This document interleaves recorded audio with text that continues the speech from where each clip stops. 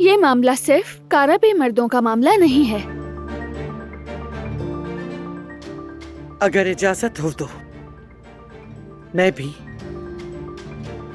सब काराबे औरतों की तरफ से 2 लफ्ज कहना चाहूंगी।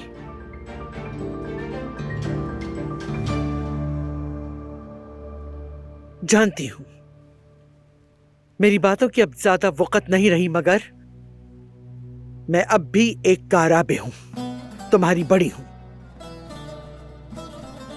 मैंने खून की दुश्मनी का जख्म भी देखा है, भुगता भी है और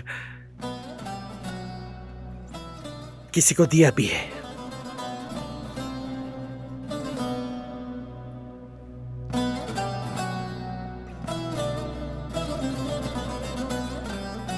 इंसान शुरू में दूर तक सोच नहीं पाता बेटा, ये नहीं देखता कि आगे क्या बर्बादी छुपी है।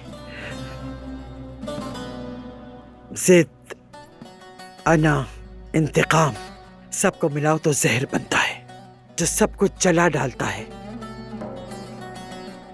तुम चाहे ये कहो मैं सिर्फ अपने घर वालों की हिफाजत कर रहा हूं, जो मेरा फर्ज है, मगर यकीन करो इन सब का साया फिर भी होता है। आखिर में जो जलता है वो सिर्फ तुम खुद होते हो और उसके अलावा कोई नहीं। और मैंने यही गलती की बेटा, मगर तुम हरगिज भी ये गलती ना करना, हरगिज ना करना।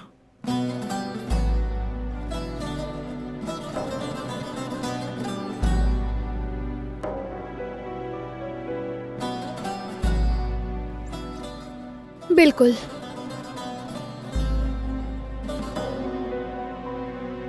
हम बस इतना चाहते हैं कि आप लोग फैसला करने से पहले एक बार तसल्ली से सोचें।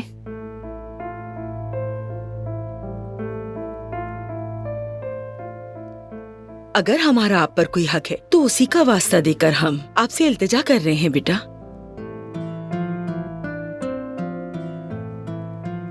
हम आपसे सिर्फ ये अपने लिए नहीं, आइंदा आने वाली नस्ल के लिए भी मांग रहे हैं।